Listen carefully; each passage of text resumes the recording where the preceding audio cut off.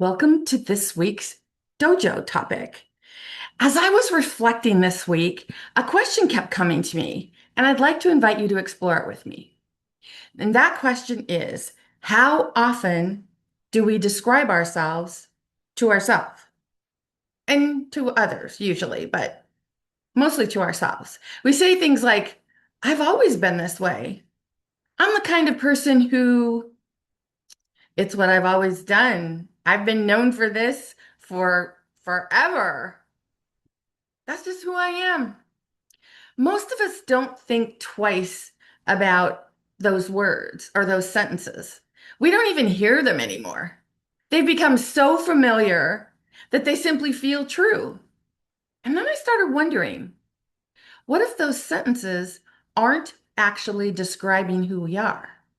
What if they're simply descriptions we've repeated so many times that we've stopped questioning them?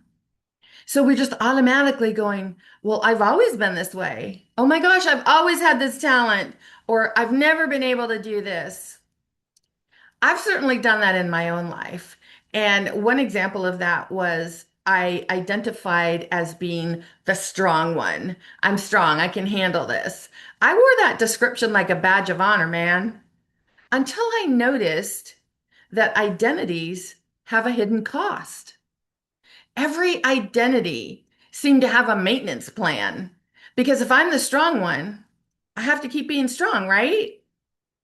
Maybe you hear yourself say, I've always, I'm just, I never, that's just who I am.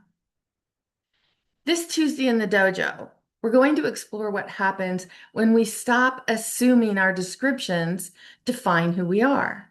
Not by replacing them with another identity, but simply noticing that we're repeating them unconsciously, not even thinking about it.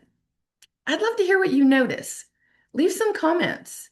And if this question resonates with you, please join us virtually at the dojo. The link is in the comments. I'd love to see you there. I'd love for you to be part of this conversation because these are the kinds of conversations we explore together. Because that's what mastering beliefs is all about to me. It's about learning to notice what beliefs we've been living from and discovering what remains when we stop making those beliefs who we are or the identity who we see in the mirror. Until next time, remember, life is just an energy game. And once you understand how it's played, you can party like purple. Ciao for now.